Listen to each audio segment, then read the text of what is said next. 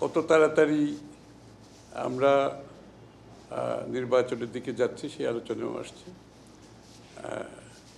তারপরে বাংলাদেশের সাথে ইউকের যে ব্যবসায়িক সম্পর্কটা, বিনিয়োগ, ব্যবসা, এ বিষয়ে আলোচনা হয়েছে। আগামী দিনে বাংলাদেশের সাথে ইউকের যে বিভিন্ন শুধু ব্যবসা বাণিজ্য নয়, ব্যবসা বাণিজ্যের বাইরেও যে সম্পর্কগুলো আছে সেগুলোকে আরও কীভাবে এগিয়ে নিয়ে যাওয়া যায়। আর বাংলাদেশ থেকে যে টাকাগুলো পাচার হয়েছে, ইউকেতে তো একটা বড় অংশ আপনারা জানেন, অনেকের নামও আসছে এই ব্যাপারে, এই টাকাগুলো ফেরত আনার ব্যাপারে ইউকের ভূমিকা সম্বন্ধে সহযোগিতার কথা আলোচনা হয়েছে এবং ইউকের পক্ষ থেকে তারা সার্বিক সহযোগিতার কথা বলেছেন, লাইক আমাদের ইউর অ্যাম্বাসেডারও বলেছেন, অন্যান্য অ্যাম্বাসেডারও বলেছেন।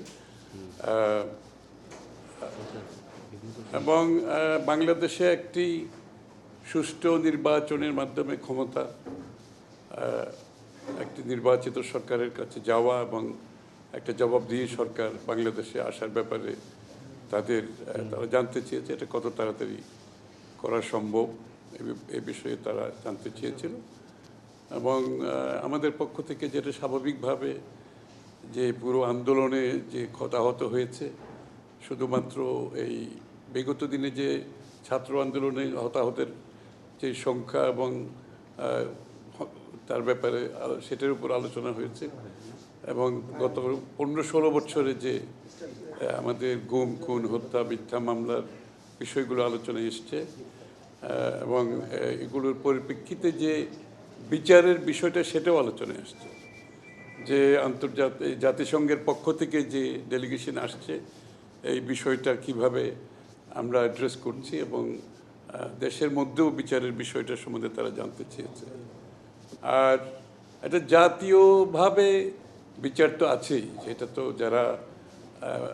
যারা গুম, খুন, হত্যা ইত্যাদির সাথে, নিপীড়ন, নির্যাতনের সাথে জড়িত ছিল তাদের বিচারের বিষয়টা তো আছেই।